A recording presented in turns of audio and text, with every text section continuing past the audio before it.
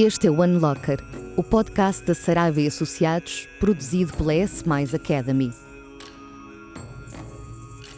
Dois convidados compartilham as suas visões sobre a transformação das cidades, a sustentabilidade, as tendências económicas, sociais e culturais que se cruzam com a arquitetura, o design e o planeamento urbano.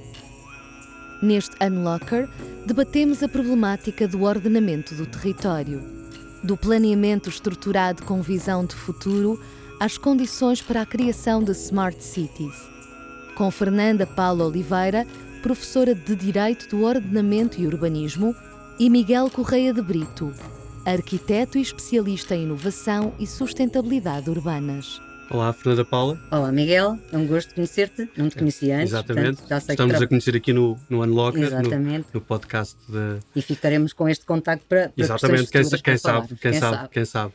E lançaram-nos aqui um desafio que pode ser interessante aqui para explorarmos na conversa. Sim. A questão do ordenamento das cidades, as Smart Cities, o que é que isso significa, esta questão da sustentabilidade. Certo. Eu e vou-te dizer como é que podemos pensar isso? Como é que eu enquadro, eu que sou jurista, como é que enquadro essas questões? Tudo questões muito novas, que para um jurista que é licenciado há 30 e tal anos, e que estou, ou melhor, eu já sou licenciado há mais tempo, estou a dar aulas há 30 e tal anos, eram questões que nós não falávamos, não é? Na nossa altura, o direito normalmente é muito mais maçador nessa perspectiva, porque regulamenta, ao fim e ao cabo, mesmo a parte urbana e a parte do ordenamento do território. Smart Cities são coisas muito novas que nos começam a falar, não é? E, de facto, eu também comecei a explorar um bocadinho. Eu sei que na Câmara de Lisboa vocês estão mais atentos para esta realidade, é uma Câmara grande, todos os municípios têm-se preocupado com isso, esta ideia de introduzirmos as tecnologias de informação e agora também a inteligência artificial na gestão das cidades, não é? No planeamento e na gestão das cidades. Eu confesso que inicialmente tinha alguma dificuldade de perceber qual era o papel do direito no meio disto tudo, a não ser as questões de proteção de dados, não é? Porque é preciso recolher dados, tratar dados, e portanto o direito normalmente preocupa-se muito com estas questões também da inclusão de todos, não é?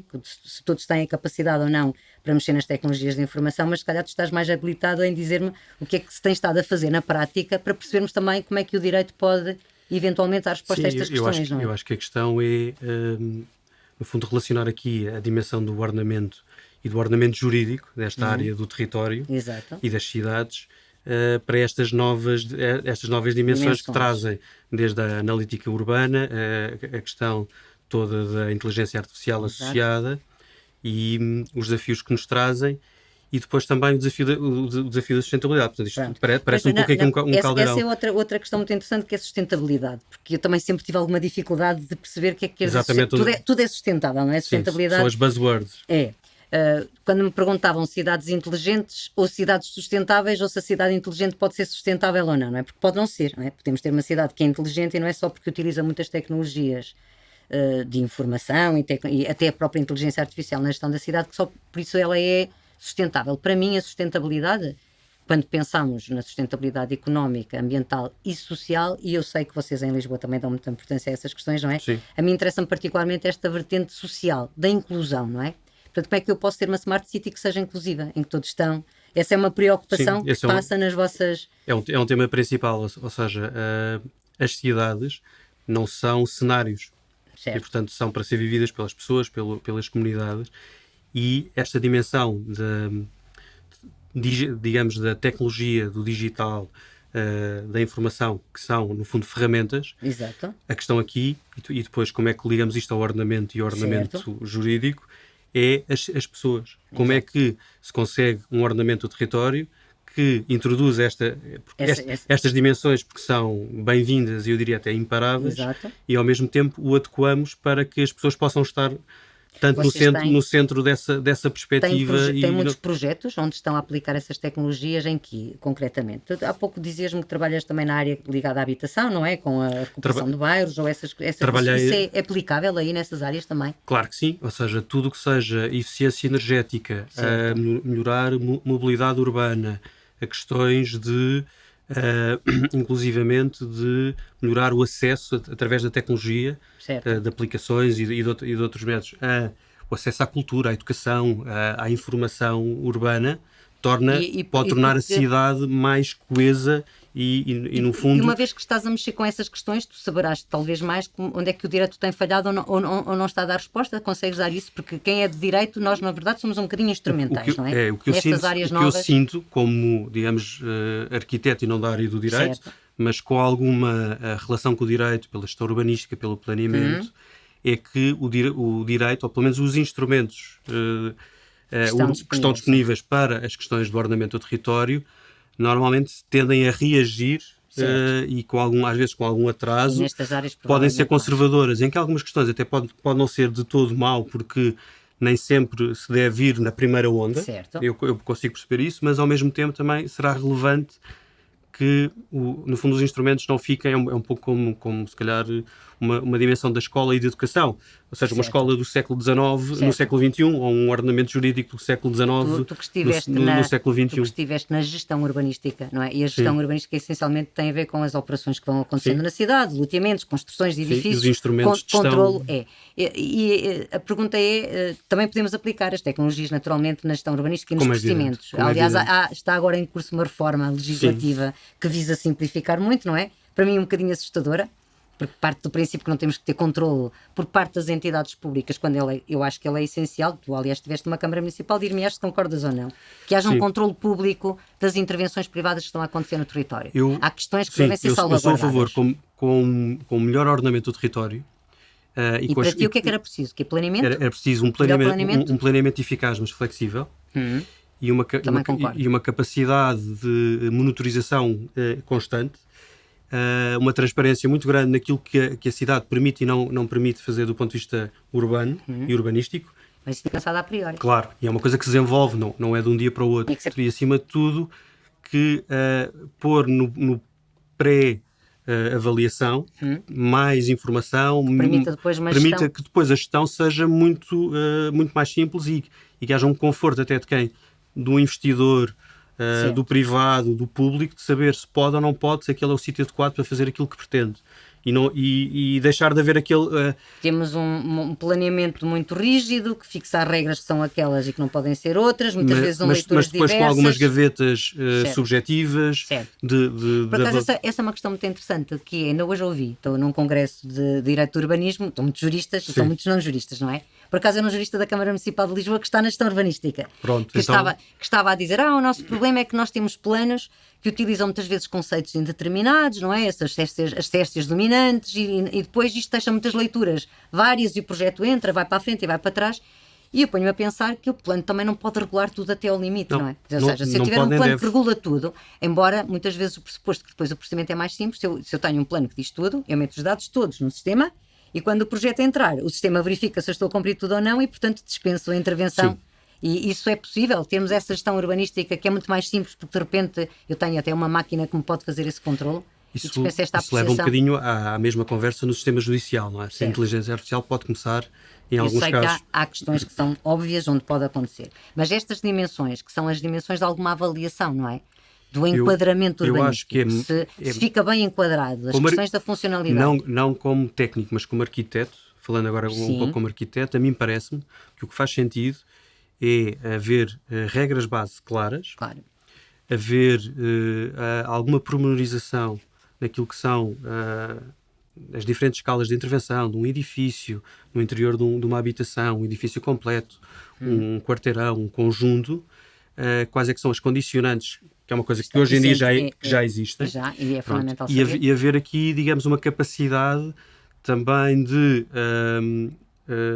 identificar junto dos agentes, arquitetos e não só, promotores, arquitetos, exatamente, e quem vai fazer a obra, no sentido de perceber onde e poder avançar, exatamente, e haver um acompanhamento.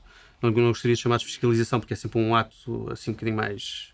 Mas controles mais sucessivos, não é? De um acompanhamento mais durante a própria execução. E uma maior responsabilização dos atores todos, desde o público ao privado, no sentido... É isso que o instrumento tem lá, um bocadinho, mas depois na prática... Eu acho que o nosso problema em Portugal, em geral, porque curiosamente estou a falar contigo, tu trabalhas essencialmente em Lisboa, não é? Sim. E a mim custa-me um bocadinho que vem da província, que muitas vezes fazem-se as leis um bocadinho em função de Lisboa. Os problemas estão em Lisboa. Não pode ser. Essa é uma questão também da dimensão do ordenamento do território que podia ser interessante falarmos, que é São estas dinâmicas diferentes. O nosso território é tão diferenciado. O resto do território. O resto do território. Exatamente. E a verdade é Fora que Lisboa e Porto. é curioso, porque nós pensamos as questões urbanas e faz sentido, não é? Também, cada vez mais as pessoas vivem em cidades, ou pelo menos em áreas urbanas, e portanto o problema das cidades é o problema que está em cima do dia, não é? Está na ordem do dia. As questões das alterações climáticas, porque artificializamos o solo, tudo isso. Mas quando me pedem, porque eu trabalho também no ordenamento do território, não é? Que tem esta visão mais macro, os equilíbrios regionais, etc. E é curioso quando nos pedem para falar sobre questões que têm a ver com o meio mais rural, nós sentimos mais dificuldade, curiosamente, em falar disso, não é? De arranjarmos soluções, não é? Esta ideia de termos um país muito pequenino, quando se vai falar do nosso Portugal para o Brasil, parece quase ridículo, não é?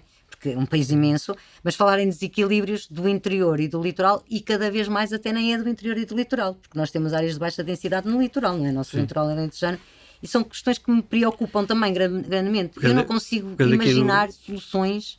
Mas pegando aqui, eu não estou a imaginar soluções, mas era um pouco para, se calhar, refletirmos, pegando aqui num palavrão do ordenamento do território, da perequação, ou seja, traduzindo, que é dividir que era uma ideia de custos e benefícios um benefício médio para todos, proporcional àquilo que é o meu interesse ou a minha capacidade numa determinada operação, pronto. Tenho 10% do terreno, certo, tenho 10% dos custos e dos benefícios. Pronto, uma operação maior que depois trata o todo. Mas dito isto, se calhar entre o urbano e o rural, porque há muito agora também na União Europeia esta questão de não se perder essa relação e perceber também a necessidade, ou seja, nós não podemos, neste momento, acho que são 70% das pessoas vivem em meios urbanos no planeta. Inicialmente vai ser ou um pouco mais. E, portanto, como é que nós podemos gerar esse equilíbrio entre, de facto, a lógica da Smart City, cidade compacta, os 15 minutos... Fala-se hoje muito, não sei se tu tens... Pois, a cidade, e é a maneira de nós organizarmos a cidade, e depois o resto do território. Pois era isso. Fala-se hoje muito também em territórios inteligentes. Mas territórios inteligentes, consegues imaginar como é que nós podemos transformar aquilo que nós falamos na cidade inteligente, que é mais fácil nós pensarmos, não é? Eu diria ao contrário. Num território inteligente. Não querendo fugir à ideia, eu acho que os territórios são mais inteligentes. Os territórios são inteligentes, ou seja, digamos, a biodiversidade e a relação nós é que depois a pergunta é se nós temos capacidade, certo, em termos de intervenção humana de não perder esse equilíbrio e essa inteligência. De ordenamento do território, eu acho que nós em Portugal temos um problema, que é o problema demográfico, não é? Sim. E portanto temos claramente um problema. E a questão que se costuma dizer, devíamos atrair mais pessoas para o interior, mais pessoas... Mas a verdade é que pessoas é que vamos atrair para o interior, não é? Porque se vamos atrair para o interior, vamos estar a tirá-las das cidades, e a verdade é que as pessoas nas cidades, embora pareça um contrassenso, as cidades são um mundo das oportunidades, por isso é que as pessoas vêm para as cidades, mas é um mundo dos problemas, não é? É o mundo da concentração das oportunidades, é o mundo da concentração dos problemas. E a mim preocupa-me, e eu também sei que trabalhas nessa área, preocupa-me essencialmente, pois esta é uma área que cada vez acentua mais a pobreza, não é? A exclusão social, a exclusão territorial, muitas vezes estes territórios dentro da própria cidade estão dispersos. Eu sei que Lisboa tem, no outro dia estava a ouvir a vereadora que é encarregue dessa área a dizer o número de devolutos que tem dentro da cidade, não é? Portanto, são imensos, não é? Aliás, temos um problema de habitação. Curiosamente, temos casas sem pessoas e pessoas sem casas, não é? Sim, é um contrassenso. É uma questão de... Agora, quando me falam de valor temos e de custo. Que pensar numa estratégia para o interior, eu tenho sempre alguma dificuldade de pensar mas é uma estratégia que leva as pessoas para o interior, que temos cada vez menos pessoas. Portanto, como é que nós podemos resolver? Eu acho que a imigração é uma maneira de resolvermos isto. Há aqui duas questões. É a retenção do talento, certo, isso que é um problema hoje em dia, porque nós estamos inseridos no mercado europeu e global, e neste momento já não há como fugir disso. Na verdade, somos cidadãos também da Europa, não é? Portanto, podemos circular livremente e vamos à procura de melhores oportunidades. E, portanto, isto até nos leva aqui a uma questão mais de escala de cidade e de rede de cidades europeias, hoje em dia, em termos de lógica, mas depois, de facto, temos aqui uma lógica, eu não diria uma barreira, mas uma lógica que tem a ver com a questão do território-país e das nações, que têm o seu ordenamento jurídico, depois se relaciona com o ordenamento jurídico da União Europeia, neste caso. Apesar de tudo, temos alguma uniformização, porque estamos num espaço comum e, portanto, há orientações que são comuns. E, portanto, eu diria que a mesma falta de coesão que nós vemos na Europa, é a mesma falta de coesão que nós vemos dentro de cada cidade. Pronto. Que é curioso, isto que estás a dizer, tinha um professor da faculdade que dizia isto. Nós aqui sempre pensamos um bocadinho na ideia de que se nós tivermos duas grandes áreas metropolitanas muito desenvolvidas, elas puxam pelo resto do país e, portanto, alavancam. Depois devíamos ter cidades médias, mas curiosamente dizia, mas quando nós chegámos à União Europeia não dizíamos nada disso. Nós tínhamos que estar todos ao mesmo nível, precisamos de dinheiro para estar desenvolvidos, não é? Ou seja, ele dizia, nunca acreditou muito em nós porque nós temos um discurso na Europa que é um discurso diferente. Sim. E efetivamente, essa ideia de nós estarmos numa escala que aliás é uma vantagem para mim. Nós termos entrado na Europa é uma grande vantagem. Sim, agora temos que saber que estamos a competir com outros, não é? Eu diria que para nós era uma não questão, porque podemos não estar bem dentro da Europa, mas estaríamos certamente com muitas dificuldades quais são as dificuldades da Europa. Que não faz sentido. Enquanto jurista, em lidar com estas áreas. Eu sou jurista, portanto tenho que trabalhar com regimes jurídicos. Sim. E tu que estiveste numa Câmara Municipal saberás disso. Eu trabalho com o regime jurídico dos instrumentos de gestão territorial e o regime jurídico da urbanização e edificação e o da reabilitação urbana. E hoje de manhã estava a falar sobre o sistema de gestão integrado de focos rurais. Se calhar vocês não têm esse problema aqui, porque não tem só o rústico agora, não é? Ainda tem. Portanto, nós começamos a falar em muitos regimes jurídicos e de repente nós estamos perdidos no mundo dos regimes jurídicos. E, curiosamente, muita gente começou a dizer que os grandes problemas depois começam a ser porque temos muitos juristas metidos ao barulho. Quer dizer, agora é tudo jurídico. Essa sensação que tens, porque na verdade nós devíamos estar aqui para dar respostas e de repente, porque eu gosto de dizer isto porque depois estes regimes, como deves saber, estão sempre a mudar, certo? E nós estamos a correr atrás de legislação em vez de estarmos a olhar para o território. Sinto muitas vezes isso. O ordenamento do território é por natureza, como a maioria das questões, é multidisciplinar. E portanto, tem vários setores, não é? A atuar. O que eu às vezes sinto é uma desarticulação das linguagens e até às vezes pode acontecer de parte a parte, não só na área entre a área jurídica, arquitetos, engenheiros, engenheiros do território, enfim, toda a multiplicidade de profissões que podem andar aqui. Cada vez mais trabalhamos em conjunto, cada vez mais. Trabalhamos em conjunto às vezes o que é difícil é garantir ou seja, que existe um maestro e uma orquestra nessa dimensão do ordenamento do território. E aí também tem a ver depois com as políticas. Eu acho que o problema está mais aí. Estava aqui a falar mais nesta ideia de que cada setor, normalmente identifico os setores como os ministérios. Sim. Cada setor tende a olhar para o território à luz do seu interesse, certo?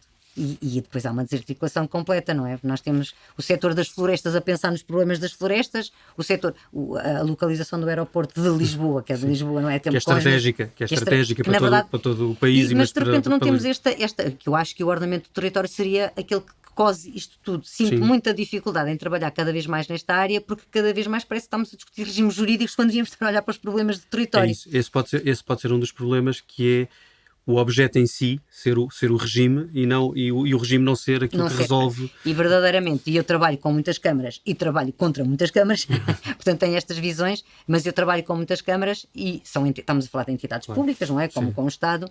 Na maior parte das vezes fico com a sensação de que nós somos muito ineficientes em fazer acontecer as coisas. Não tens essa sensação? Eu acho que é muito difícil, porque depois, a mim o que me parece é que no trajeto entre aquilo que é a definição do processo, a dimensão política, a decisão de uma determinada estratégia, avançar. Certo. Quando se chega, muitas vezes, o resultado é um fato que não é à medida de ninguém. Ou seja, há aquela questão do alfaiate de ser o fato à medida, aqui nem sequer é um pronto a vestir, é uma coisa, é um remendo. E isso, na verdade, depois não é um pouco empiricamente, e como cidadão, aquilo que eu sinto, e como profissional às vezes também sinto um bocadinho que é difícil ultrapassar às vezes essa estrutura.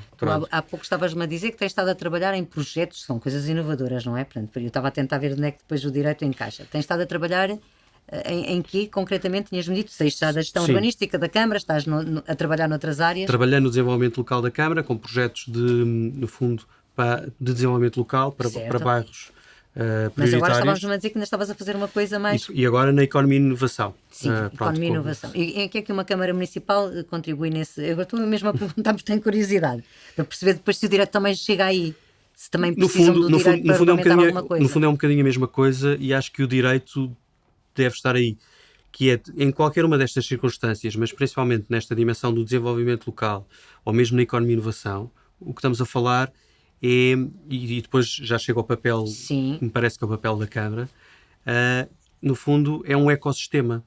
É um ecossistema de atores e de intervenções com interesses diferentes, com até territórios distintos. Mas estás a pensar em projetos concretos. Em projetos, em programas concretos. Sim. E interessante, por exemplo, nessa versão do desenvolvimento local foi interessante porque inverteu-se um pouco aquilo que é a lógica até legislativa, diria eu, e até do planeamento, que é não começarmos pela estratégia. Temos aquela coisa mais ou menos, agora, enfim, não sou especialista, mas visão, estratégia, depois começamos a talhar o programa, plano de ação, depois os projetos, depois faz a monitorização, e depois revê-se a estratégia. Aqui, tal como se ouve até no urbanismo, a questão do urbanismo tátil e tático. Eu já ouvi as duas versões que acho interessantes. O tático e o tátil. O tático é mais 4-3-3 e o tátil é mais sensorial, gosto até mais.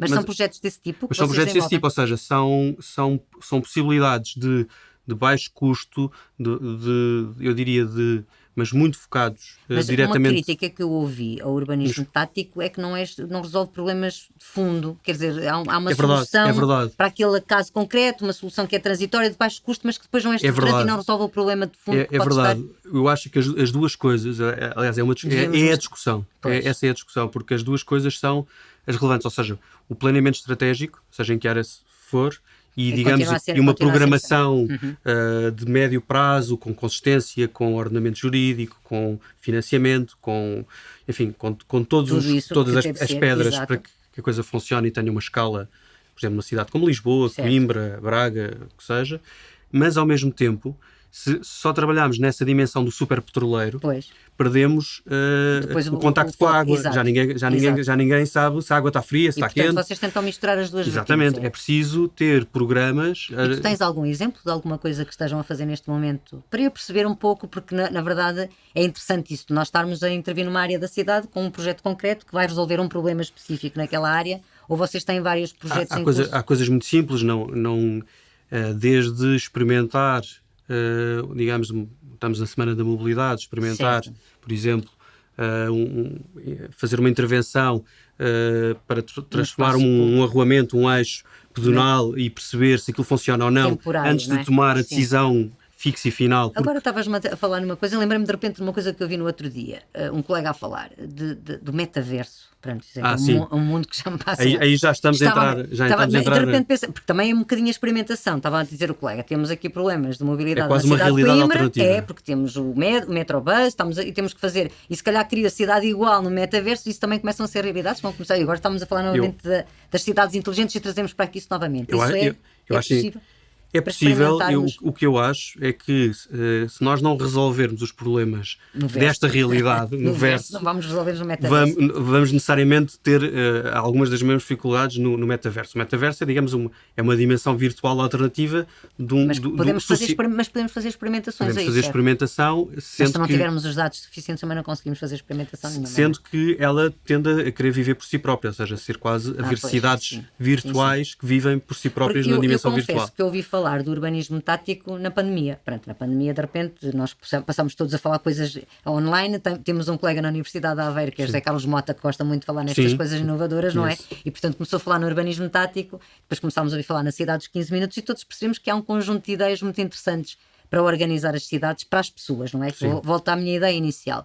Eu acho que se nós não tivermos o foco nas pessoas, de facto não faz sentido nenhum, não é? E imagino que esses projetos que vocês estão a incentivar é isso mesmo, essa relação, aliás, temos estado muito a falar dos desafios, dos problemas, e pode ser interessante também começarmos a tentar perceber que soluções é que podíamos abarcar, ou que já existem, mas é um pouco isso que é a dimensão de quase um elo comunicacional com quem vai viver aquela. Eu acho essa parte acho interessante. Aquela ação, aquela definição. As poucas reflexões que fiz sobre cidades inteligentes, a preocupação do direito, normalmente são quais? São preocupações que têm a ver com a justiça e com a igualdade, não é? Cibersegurança. E cibercidadania também, porque de repente nós temos cada vez a população mais envelhecida, e a população mais envelhecida é que não sabe mexer em aplicações, não sabe mexer, não é? E depois de repente, se eu tiver só os bilhetes eletrónicos, eu de repente tenho uma pessoa que não sabe comprar bilhetes para andar. Mas isso é muito interessante. E essas são as questões que normalmente no direito a gente começa a pensar. Eu tenho aí uma situação que me aconteceu no programa de desenvolvimento local, no programa dos bairros de intervenção prioritária, que era para a comunidade, para parceiros locais, Sim. desde grupos informais, e tínhamos um público que nos interessava muito, que era um público que podia não ter essa literacia. Claro, E que nós, não... tínhamos que chegar lá, não podíamos deixar essas pessoas de fora. E então no primeiro ano fizemos um processo de candidatura muito, muito simples, papel e digital.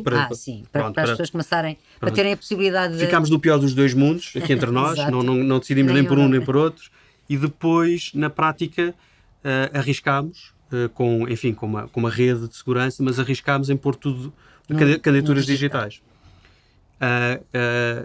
Tínhamos capacidade de oferecer apoio aos que não têm, exato.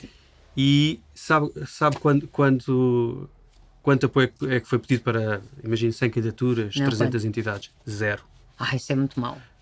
É muito mau. Não é não. Vou-lhe explicar porquê. As pessoas acharam que chegaram lá de outra maneira, chegaram lá de outra maneira. Chegaram lá de outra maneira. Pela gênese do projeto. Está bem. Porque menos mal. Do programa, porque o programa é um programa que ninguém se podia candidatar sozinho.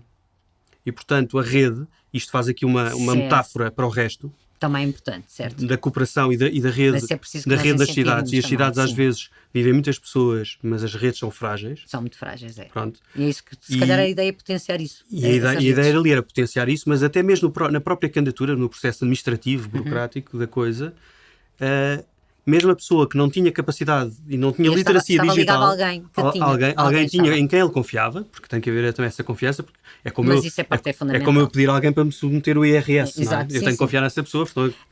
Nestes sistemas de inovação e de transformação de tudo em plataformas, está sempre alguém que faz este apoio do back-office, não é? Para as coisas tramitarem, porque de facto nós já ouvimos dizer ninguém vai ficar para trás, não é? A ideia é se nós deixamos alguém para trás, não é? Principalmente se deixamos para trás essa questão que eu estava a dizer da cibercidadania, que é muito importante de nós também ensinarmos e termos também alternativas. Isso por acaso não tinha pensado nisso. Estamos a deixar alguém de fora, não, se calhar se criarmos redes que permitem que toda a gente tenha o apoio. Se tivermos previamente construído ou garantido que essas redes existem, claro que tem que haver um acompanhamento mais ou menos constante. É possível que ninguém fique para trás e não seja uma mudança só para jovens. É que é isso. Principalmente nós somos um país de velhos, não é? Cada vez temos mais velhos. E portanto temos que deixar. É pensar que também temos, e é outra coisa que preocupa para quem vem da área do direito, que é que estas decisões também devem ser democráticas, não é? Sim. Ou seja, eu elegi alguém e agora ele é que decide quais são as tecnologias, onde é que vai, que todos participemos também, isso nós sabemos, nesta ideia da participação, do planeamento participativo, dos orçamentos participativos, que aqui também as pessoas tenham uma palavra a dizer sobre onde é que querem que as tecnologias sejam instaladas, onde é que querem que os projetos avancem, isso é cada vez... Vocês envolvem a população nesses projetos que selecionam? Sim, o envolvimento é sempre um desafio grande e também queria saber a minha opinião. A opinião desse lado do espelho. Mas eu diria que o problema às vezes destas ferramentas é exatamente que elas podem funcionar por si, mas não ir ao encontro daquilo que são as necessidades que as pessoas realmente precisam. E, portanto, podemos estar a dar uma coisa fantástica, mas ela se calhar naquele momento precisa resolver outra coisa que não é, portanto, o foco. Exatamente, e portanto essa ligação... O direito em regra não responde muito a isso, são questões de cultura, não é? Das pessoas participarem pouco. Nós vivemos num país que teve ditadura durante muitos anos, nós estávamos muito habituados a participar. Gostamos mais de nos pronunciar sobre propostas já muito concretas e montadas do que estamos a ajudar e, portanto, de facto, a lei aí resolve muito pouco, não é? Agora, eu acho que nós temos é que começar a incentivar que haja cada vez mais informação e também formação, não é? E eu diria também começar nas escolas, não é? Esta informação cívica que também nos vai informando que há estes projetos que fazem cidade. E eu não sei como é que o direito responde a isto, porque normalmente o direito é um conjunto de regras e um conjunto de normas que eu acho que deviam ser mais programáticas e mais prospectivas. Na maior parte das vezes são regulamentares, como sabes, porque trabalhas em muitas áreas que têm a ver com isso. Agora, acho muito interessante nós começarmos a pensar, e o que tu disseste há bocadinho, de pensar em projetos muito práticos, mas também, porque eu acho que o urbanismo tático, do que eu percebi, não é que vai resolver por si só problemas, não resolve. Aliás, não resolve os problemas estruturantes, resolve pontualmente, uma coisa de baixo custo, mas percebi que isso, o que estavas a dizer há pouco, durante a pandemia tivemos isso, não é? Fechávamos as ruas e as pessoas iam para lá caminhar. As pessoas experimentaram de maneira diferente e isso permitiu-lhes tomar decisões. Pronto, é isso. Começar a pensar se precisam de espaço espaços mais abertos, de ter mais espaços públicos, a cidade de uma outra forma, que é interessante pensarmos que a cidade normalmente não é dentro dos nossos edifícios, que nós nem conhecemos os vizinhos quando vivemos em propriedade horizontal, não é? Sim. É quando estamos no espaço público, e pode ser interessante pensar que podemos construir. Agora, eu queria dar o salto novamente, saímos das cidades e vamos para o resto do território, Sim. não é? Como é que isso acontece? Eu costumo dizer que o ordenamento do território tem esta visão mais macro, não é? De olhar globalmente. E de facto nós temos, quer dizer, e para mim preocupa-me novamente a ideia da justiça, não é? Que todos tenhamos as mesmas oportunidades independentemente do local onde nascemos. Achas que nós conseguimos isso no nosso país? Provavelmente. Assim, eu diria que a resposta neste momento é um claro não, mas acho que o objetivo tem que ser sempre esse. Curiosamente, a ideia de que as pessoas vinham para as grandes cidades, neste momento ninguém vem para Lisboa. Os professores estão aqui colocados, não vêm. Não conseguem. Os oficiais de justiça que são aqui colocados e têm falado, não vêm, não estão, porque Lisboa começou a tornar-se uma... Sim, mas é engraçado, e isso pode ser também aqui uma reflexão interessante e pode-nos permitir não estar sozinhos no meio do mar nesse problema. É porque isso está acontecendo nas cidades todas, pelo menos da Europa. Assim, Milão tem, falava com alguém, tem um professor, uma vaga para um professor, e ninguém vai, que não consegue, porque aquele valor não permite, que é tabulado, também, pois, exato. Que é tabulado, não lhe permite viver e arrendar uma casa em Milão para viver normalmente. E, portanto, é um problema isto é um problema que, curioso, não é só sentido aqui. Por acaso achei estranho, porque a gente pensava, as pessoas vão viver para Lisboa, vão viver para o Porto, não é? E o resto do país fica deserto, mas na verdade as pessoas agora deixam de vir viver para aqui, embora também temos esses problemas no Algarve, não é? E portanto são questões que temos de pensar globalmente. E temos as dimensões também agora do trabalho global, do teletrabalho, do trabalho remoto. Mas já reparaste que eu achei que íamos ter mais isso depois da pandemia, e eu acho que não. Eu já li em qualquer sítio que as empresas estão a voltar um bocadinho atrás. Estão a querer outra vez as pessoas a trabalhar no próprio sítio. Eu acho, na minha opinião, pelas razões erradas. Exato. Mas eu percebo que nas organizações, depois depende da escala das organizações, por exemplo, quando estamos a falar de uma multinacional que trabalha para o planeta inteiro e que a equipa, antes da pandemia, já estava a trabalhar, era multigeografia. Exato. Isso já está resolvido, eles têm problemas, porque há problemas sociais e até de saúde mental, porque a pessoa, a partir do momento que não convive profissionalmente com as pessoas, é terrível. Por outro lado, também acho que a pandemia provou que, do ponto de vista da capacidade de trabalho e até da gestão do tempo, sim, que é uma qualidade de vida, ainda por cima em Portugal não temos salários altos. Exato. Por isso o tempo é uma coisa, é um outro valor que podia ser... Eu confesso que eu acho que ganhei qualidade de vida com a pandemia. Quer dizer, duas coisas. Passei a trabalhar mais, não é? Também é verdade. Ainda no outro dia estava a dizer, reuni de manhã com a Vila Real de Santo António, a meio da manhã reuni com Braga e depois o problema é que depois com Palmeiras. Não para, mas por outro lado, quando fecho as reuniões estou em casa, não é? E portanto posso ir dar a minha caminhada, estou em casa. Sim, é mais prático. É mais prático. Agora, e poupamos até no meio urbano, as locações, a mobilidade, os custos energéticos. Para isso temos de ter as infraestruturas também a chegar lá, não é? E para ter teletrabalho precisamos ter as redes de fibra óptica, temos de ter isso tudo que também o nosso país não tem. Eu acho que parece-me assim de um pensamento muito aberto ainda, que se poderia, nós fizemos uma aposta de infraestruturas viárias e não ferroviárias. Exato, pronto. Mas foi uma pena, mas pronto. Foi a época em que estávamos, era para aí que estávamos voltados. Mas se calhar, usando esses eixos, não é? Que já estão...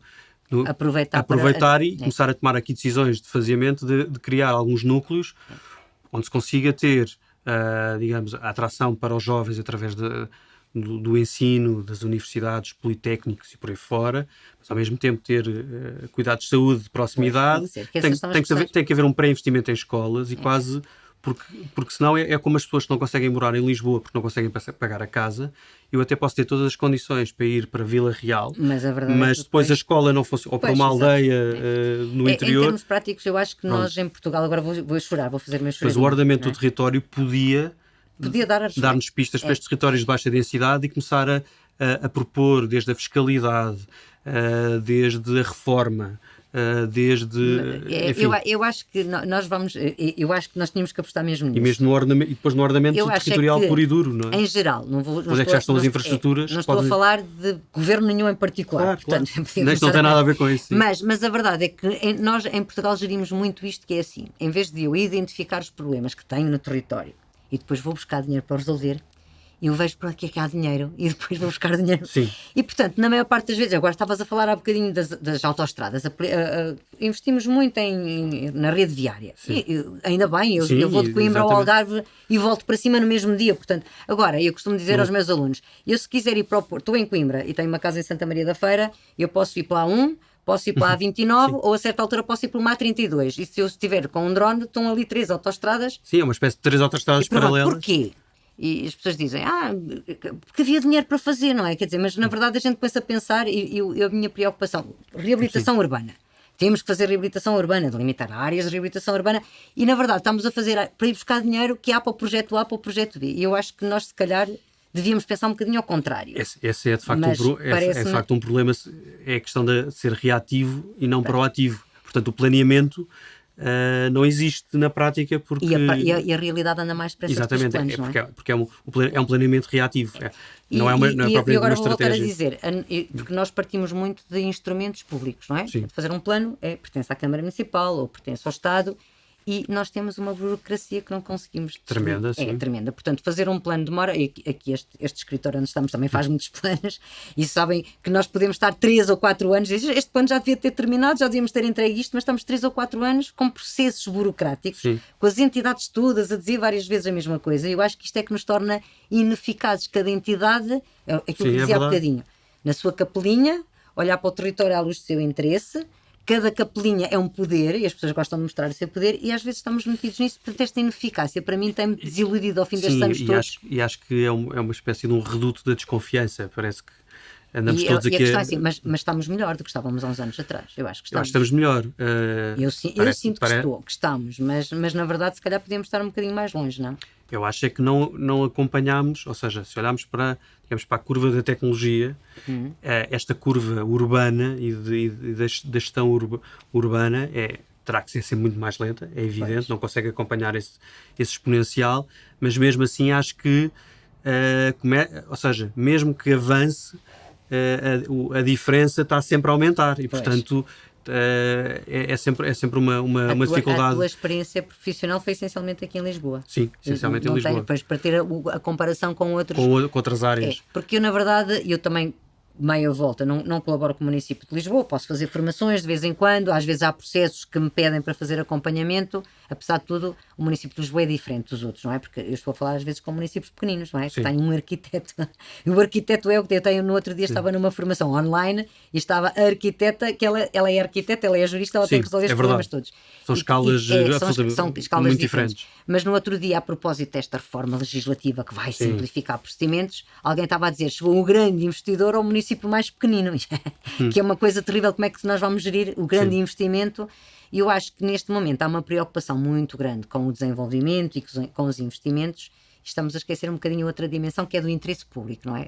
Apesar de tudo, eu acho que a administração não é um custo de contexto que tenhamos que eliminar. Às vezes apetece. Eu estou a falar, porque nestas questões, estamos a falar de ordenamento territorial, temos as entidades que tomam as decisões. Não sei qual é a tua experiência, estás na Câmara de Lisboa, não podes dizer mal da Câmara de Lisboa, mas às vezes os próprios processos demoram tempo, não é? Demasiado. E depois o nosso legislador vem e corta, não é? Olha, tu não decides em 20 dias, portanto agora vou reduzir o prazo para 10 dias.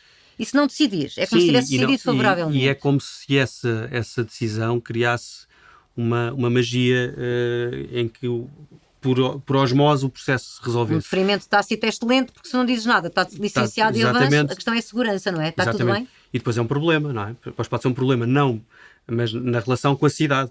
Uma questão de segurança, uma questão patrimonial. Que são essas questões que eu acho que a administração pública devia estar lá para controlar, não é? Sim, para defender. Agora, às vezes, parece-me que está... E é difícil, seja num contexto urbano mais pequeno, eu penso que é um pouco mais fácil, porque é uma escala mais pequena. Às vezes pode não ser tão fácil, porque depois tem maior proximidade com as pessoas, está sujeito a mais pressões, às vezes é um bocadinho mais complicado. Sim, é mais personalizado e, portanto... Tem mais pressões e, portanto, é mais difícil dizer que não, ou é mais difícil... É maior dificuldade. Porque depois vai-se almoçar no mesmo sítio. Exatamente. E conhece exatamente, e isso é humano, digamos assim, mas mesmo tirando esse fator, eu acho que pode tornar difícil, e voltarmos aqui um bocadinho ao tema das Smart Cities. Exato. Como é que, não sendo a questão da tecnologia e da analítica e da própria inteligência artificial de repente a ser aqui uma espécie de uma varinha mágica que nos vai resolver os problemas. Mas pode ajudar muito. Mas pode ajudar muito. Exato. Mas que depois nos desumaniza, digamos, essa relação, esse contexto, porque senão depois também ainda hoje estava a ouvir uma coisa sobre isso, que é que há bocado temos a arquitetura também a ser feita por inteligência artificial, e às tantas temos duas inteligências artificiais a funcionar uma com ela deve ser ótima para fazer aquela coisa que é o rotativo, que é sempre que é ferir, e portanto eu não tenho que estar a fazer aquele trabalho, mas a ser mais rápido. Exato, e de facto é verdade, porque ela consegue recolher os dados todos e tratá-los todos rapidamente, não é? Agora, e as dimensões analíticas e preditivas de dados de cidades, e não precisam de ser também de Lisboa, e Lisboa nem sequer é uma cidade como capital europeia particularmente complexa e grande, mas há outras muito maiores. Mas a capacidade de mastigar dados, seja de mobilidade, seja de habitação, seja da relação de uma coisa com a outra. Logo ficar com esse material ter todo, essa informação para depois apoiar as decisões.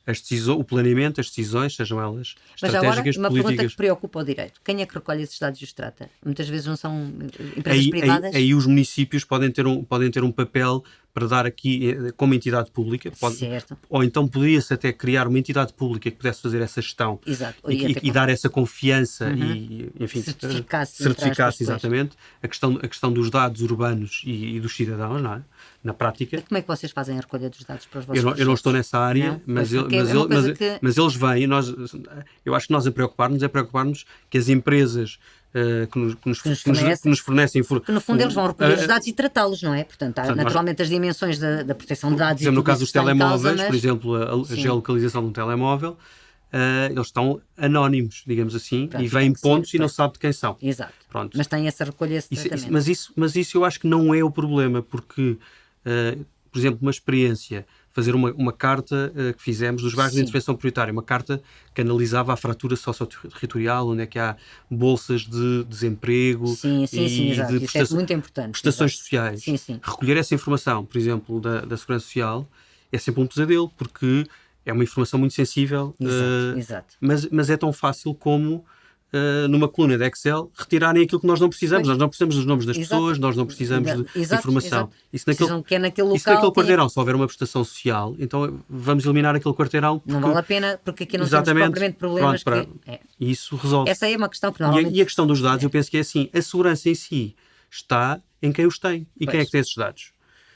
Há sensorização, portanto, os municípios e entidades públicas têm a sensorização, mas depois são os operadores. São os operadores das trotinetes, são os operadores dos telemóveis. Portanto, que na verdade eles é que vão recolhendo. Eles é que têm a informação desses dados e que depois eles próprios trabalham, e penso que aí também deverá haver em termos um ordenamento jurídico que nos, enfim, que protege o interesse público e os cidadãos, mas é igual, e portanto eu aí acho que não há um problema, obviamente tem que ser tratado, mas acho que não é a barreira. O primeiro receio é que nós possamos estar a contratar entidades privadas que depois recolhem e tratam e que entregam à administração, mas que também ficam com eles. O problema já é ao contrário.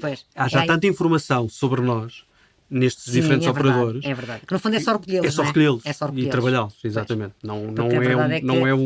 Nós estamos os dados todos ligados, portanto essas informações conseguem desde um Waze, um Google Maps, que toda a gente... todos os operadores de comunicações, com os dados móveis, as trotinetes. Eu de facto há tempos tive a oportunidade de fazer um texto, como digo, estas coisas são novas para nós juristas, não é? Um jurista mais tradicional não trata muito destas questões, a questão da transição, a transição digital e energética, mas transição digital na mobilidade urbana. E depois fui ver e há um conjunto de coisas que melhoram imensamente, desde semáforos aos estacionamentos, quer dizer, um mundo mas que pressupõe exatamente isso, não é? Que eu estou no autocarro e estou a fornecer. E até na economia, ainda agora temos a questão dos bairros comerciais digitais. Agora, claro que também... Que ainda é uma incógnita, mas que é, digamos, uma operação do PRR, no fundo, para digitalizar a economia local e o comércio local. Eu às vezes fico sempre um bocadinho suspeita com este dinheiro que vem muito vocacionado, mas é verdade, portanto, nós tínhamos projetos em curso, também o nosso PRR foi feito assim. O que é que nós temos em cima da mesa? Vamos dizer que é isto que precisamos. Esse é sempre um problema, porque na verdade, digamos, o tempo e a nossa capacidade de execução e o tempo e o financiamento que vem é relevante não nos permite, acho eu, fazer, no fundo, planear e dizer, não, vamos, nem que seja do zero, esta é a área onde vamos pôr uma boa fatia, porque é aqui que devemos apostar. É preciso dizer o que é que está pronto, o que é que faz sentido, mas está pronto até... E conseguimos planear. Nós somos muito bons, mas sinto que as coisas estão... ligeiramente melhores, mas porque não sei também se começa a haver tens uma essa opinião. censura social quando perdemos dinheiro, não é? Chegas ao fim do prazo, não gastaste, tem que ir o dinheiro para trás, é uma coisa que é terrível, não é? Nesta perspectiva, mas de facto ainda havia bastante dinheiro do PRR para essas questões novas também da transição digital e da transição energética, mas, por exemplo, no Congresso que estamos agora a discutir, hoje estivemos a discutir aquelas coisas chatas, não é? De planeamento e da gestão urbanística, da reabilitação urbana, e amanhã estava a dizer às minhas colegas que estão a falar nisso, amanhã é a parte mais inovadora, porque há uma que vai falar sobre as questões das alterações climáticas e como é que as cidades podem contribuir ou não, outra vai falar de smart cities, portanto, no fundo, nós de facto, o direito também tem ido muito atrás e nós começamos a perceber que há um conjunto imenso de questões novas que se colocam a direito. Eu coloco-me sempre nessa perspectiva, não é? Sim. Cada vez me pedem para falar sobre coisas diferentes, não é? E eu digo, já agora também vou falar de smart cities. Quer dizer, esta não é propriamente a minha área mais de especialização, mas eu também tenho uma palavra a dizer. Em regra, eu agora volto à questão da sustentabilidade. O interesse desta ideia da sustentabilidade que não seja apenas um chavão, não é? Que nós consigamos, de facto... E eu preocupa-me essencialmente às vezes, quer dizer, o princípio da sustentabilidade tem muitos tripés, não é? Mas é muito complexo, sim. Mas este tripé social, da inclusão, de estar a dar resposta para todos e para uma cidade que seja uma cidade de todos, não é? Eu agora costumo brincar que eu digo, eu pareço o Papa a falar. O Papa é que dizia que temos de ter uma cidade com todos e para todos, não é? Aqui a ideia, por acaso, ele falava na igreja, agora falo mas é um bocadinho verdade, porque se nós olharmos e se nos quisermos autoanalisar, nós não devemos analisar-nos coletivamente pelos que estão melhor, mas como é que estão aqueles que estão menos bem. Exato. Não é? E, por exemplo, há estudos sociológicos que analisam sociedades em contextos urbanos e que vão ver como é que essas sociedades tratam as pessoas que estão presas, por exemplo. Como é que tratam, digamos, essa dimensão. Eu costumo, isso é interessante. E no fundo, aqui eu acho que a questão é como é que não perdemos cada vez mais essa ligação, porque as distâncias estão a aumentar muito em todos os contextos urbanos, não é? Não é de Portugal, não é de Lisboa. Tivemos um projeto muito engraçado lá na Faculdade de Direito, vocacionado para as escolas secundárias, que é o direito à cidade, a minha cidade. E eu lembro-me de estar a falar exatamente da cidade de ser para todos, dos excluídos, não é? E lembro-me de há uns anos atrás ter lido na Inglaterra um guia para participação dos cidadãos no planeamento, vocacionado para quem é que eu ia ouvir também. Tenho que ouvir os sem-abrigo, também estão na cidade, não é? Tenho que os ouvir. Tenho que ouvir as prostitutas, as prostitutas sim, também estão na cidade, não é? Quer dizer, e na maior parte das vezes estão excluídas as crianças. Por acaso, há uns anos atrás, aqui o Lisboa estava a fazer uma revisão de um PDM, do PDM, e tinha uma banda desenhada com um corvo, não é? A explicar às crianças, porque as crianças também têm que dizer, elas vivem na cidade, quais são as suas necessidades. E essa ideia da participação, eu pensei, de facto é engraçado, é por os excluídos, e os muito excluídos também fazem parte da cidade, a cidade também deve ser para eles. Não pensamos muito nisso. Sim, mas aí o direito acho que tem um desafio grande, e eu diria que até mais do que na participação básica, e para além daquilo que é, digamos, a participação cívica e democrática, mas a participação e o envolvimento mais direto. E tem que haver esse envolvimento. E na passagem de informação entre quem é eleito para decidir e tomar as decisões e as pessoas que vão sofrer, no fundo, são os destinatários das decisões. Mas depois também um bocadinho mais além, que é como é que se envolve, porque de facto, poderíamos falar disso, mas acho que seria outra conversa, esse envolvimento traz uma outra atração à mesma decisão, ou seja, se a comunidade estiver informada, estiver envolvida... E mesmo que a decisão não vá no sentido que ela disse, ela participou, teve uma palavra a dizer, as pessoas aceitam melhor as decisões. Se estiver informada, pode perceber porque é que aquela decisão foi tomada. Exato. Pronto. Mas eu até falava no envolvimento mais direto, ou seja, alguns atores na comunidade podem ter um papel... Não, nós agora vamos continuar a falar. Vamos embora. Seguimos. Um papel mais direto naquilo que é a própria dimensão da política, seja haver uma capacidade, por exemplo, em Lisboa agora, desde o orçamento participativo ao processo de cogovernação, que é o desenvolvimento local, e o BIP-ZIP, em termos de haver aqui uma descentralização, ao Conselho de Cidadãos, também, que agora chega a Lisboa. Há outros exemplos. Exato, um pouco por todo Portugal e não só, de Cascais a Braga, por aí fora. Mas como é que no ordenamento do território e numa lógica mais macro também exatamente. É possível, e como é que o direito pode... São os desafios. É um desafio grande, como é que o direito pode ajudar, e que o direito não mas tem que organizar, estar necessariamente legislado. Portanto, se vamos fazer uma lei sobre isso, então estragamos tudo. Exatamente. Depois de repente temos que seguir a lei, portanto, eu acho que o direito depois tem que estar por detrás com princípios e com algum controle por parte dos tribunais, mas sem que eu tenha que legislar necessariamente sobre tudo. Acho isto super interessante. O nosso problema em Portugal não fazer a lei. Eu acho que é melhor. Se fazemos a lei, matamos as coisas. Eu acho que podemos ficar com esta... Exatamente. Não, eu espero que não. Ai meu Deus, os juristas que vão dizer se fazemos a lei matamos as coisas, vão dizer esta mulher tem que ser expulsa dos juristas. Bom, nós vamos terminar por aqui. Este foi o Unlocker de hoje. Outros episódios estão disponíveis no Spotify, no Google Podcasts, no canal de YouTube e no website DS+A. Obrigado por nos escutarem.